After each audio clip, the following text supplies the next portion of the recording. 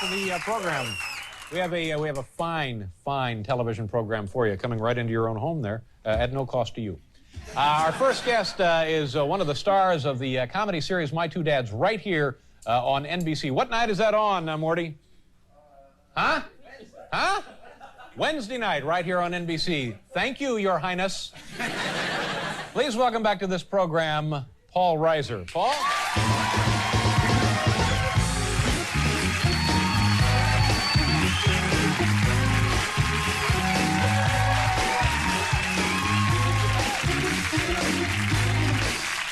Nice to see you.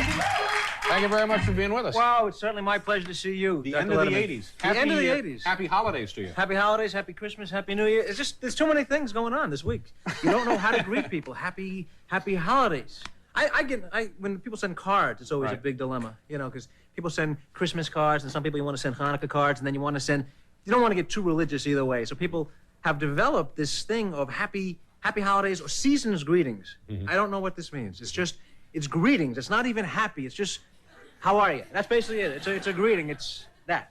And season could apply to any of the four seasons. Exactly, but you get it in the winter, which basically just to remind you that it's winter. It's sort of a vague salute to winter is what it is now. It's just a reminder to your friends that it's cold. That's the whole thing, you know.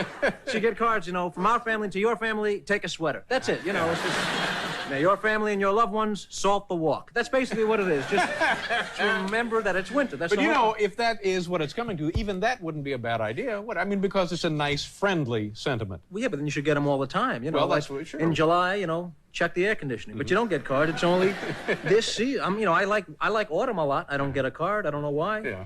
Just look outside. It's autumn. Thank you for the reminder. Now you're spending some time here. Obviously, spending a few minutes. I'm spending as little as I can. No, it's crazy. I mean, you go outside. This is the week to be in Rockefeller Center to see the tree. Have you seen it? You have to see the tree. Of course, I saw the tree. It's a beautiful tree. It's tree. like 100 yards from here. Of course, I've seen the tree. Well, you're a busy man. You walk out a lot of times. We had a big Christmas party a week ago on the skating rink down there, and that's really where you should see the tree. Did you skate? From that vantage? Of course, we skated. Yeah. Well, no, you specifically. Yes, I skated. That's all I'm asking. I have guys who move me around the ice. Did you have professional skates? Because you can get those, you know, the double blades. Runners? No, I didn't have I didn't have the little Hans Brinker deals. All right, a lot of times, if you don't want to do the actual skating, you can get those. They're little pallets on your feet. I know. No, I didn't have those. Hefty guys will push you, but you didn't. That's all. Not making any. At one time, there was talk of me being drafted by the Blackhawks. Really? Yeah. But then it never happened. No. I see. I decided I wanted to be TV boy, so I came to New York. And you're happy now? Yeah, I'm very happy worked now. Out well. Yeah, that's right. That's good. I just love seeing everybody outside. It's amazing. This is the only tree. By the way, I'm sorry I interrupted. I segued there. No, I'm moving. No, forgive me. I went without you. It was great. It's our last show of the decade. Go for it. I'm sorry. Is that it? So I could stay on. I could be the last guest of the decade. Oh, sure you could. I won't, but I'm saying, say I decided to put on some sort of, you know, exercise of... A filibuster. A filibuster, yeah, exactly. Yeah, well, there's not a chance in hell of that happening. Now, so sort of stick to my little times and get my little jokes in. Yeah, do your little skit and get out. I'm sorry, I don't know. I'm sorry, forgive maybe we me, can just Paul. go over some of those Black Hawk references. That took a big bite. Here we go. I'm sorry. Yeah. No, the only thing I was going to mention, and of course it has less import now, was the whole Black Hawk skating thing. I felt okay with it. I want to say that I felt good. You took it a different way. Okay, now we're back to the tree. You brought up the tree. That's where we all went south. That's why I'm trying to steer clear of that tree now. Yeah. No, the tree, it's a beautiful tree, and it's just, to me, I think that's, for a tree growing up, it's like the main gig to get. This is like, you know, to be in Rockefeller, every tree, I think, you know, in Vermont grows up and says, I just want to make it in the Big Apple. You know, the lights, sure. The tinsel, the lights, it's a lot of competition to get that tree. I think so. A lot of competitive bark stabbing to get, you know, to go on it. And what's amazing, though, it's amazing. Thank you very much. Excuse me. He interrupted with the Black Hawk story. I had a momentum going. You would have enjoyed that little bark stabbing reference if not for his Black Hawk reference. Yeah, but you don't understand. Don't fool me. This is the man you want to talk to. Before the show, I passed out favors, so they're going to be on our side. That's right. And you're here next year, and I'm not necessarily. You're welcome here any night of the week. Really? Yeah. Any decade. Yeah. It's good to know. Let's do it. I tell you what. Let's do a commercial, and then we'll come back more and talk more about the big skating party we have on.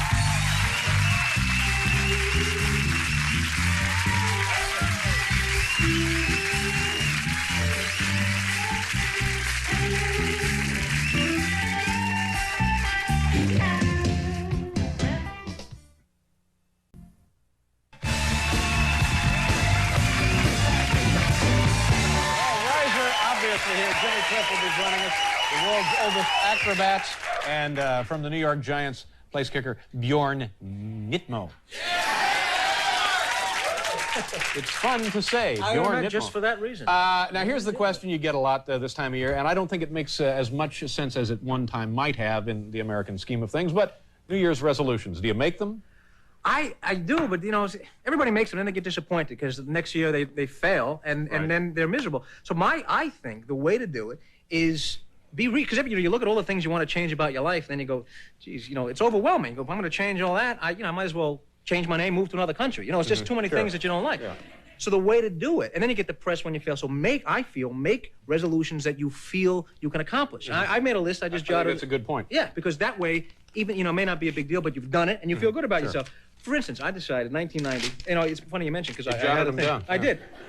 Because you want to do things. I did. Mention Blackhawks. No, that's yours. Wait a second. No, so for instance, 1990, I decided is the year that I personally am going to eat less mango. You know what I mean? There you go. I don't enjoy mango in the first place, so it's no skin off my back. You know what I mean? You'll feel better when you accomplish that. Exactly. I know I can do it. This is the year I'm going to see less of Europe and stay in this country every day. Spend more time in the United States. Exactly, and not travel. That's my goal for this year, because otherwise you say, oh, I forgot to get to Europe. And then you feel terrible. Exactly. The pressure. The pressure, exactly. My point is a whole list. The burden of personal failure. You're exactly with me on this, Dave. I'm just going to give you a big wet kiss right now. Just to sort of put a stop to this right now.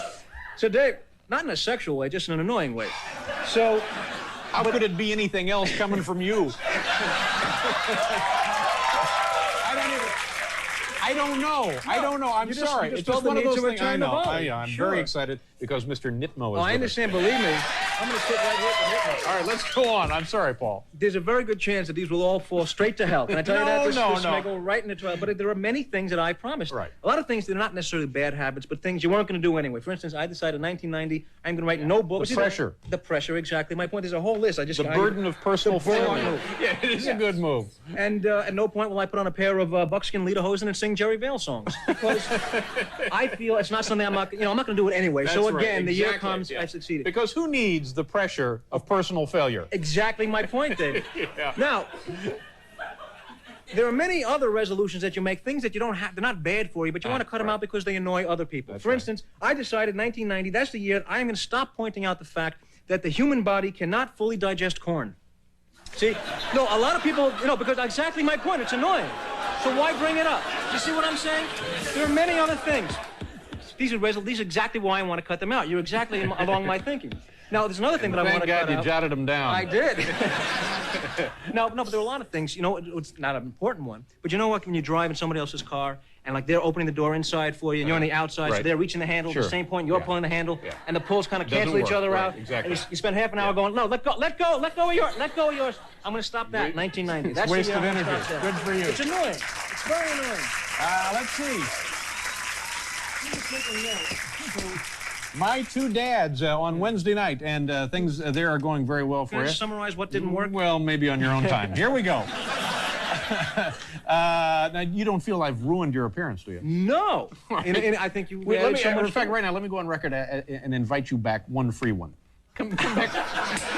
As opposed to getting paid for it. Yeah, no, we'll pay you for it. Just come back. And no risk to you. And no risk to me? Yeah, I'd like to see that happen, but I'll be here. And I'll just keep my mouth shut and you go on with your little resolution. All right? But what to say I'm back in April? There's no resolutions. Okay. Paul Reiser, ladies and gentlemen. He'll be back in April.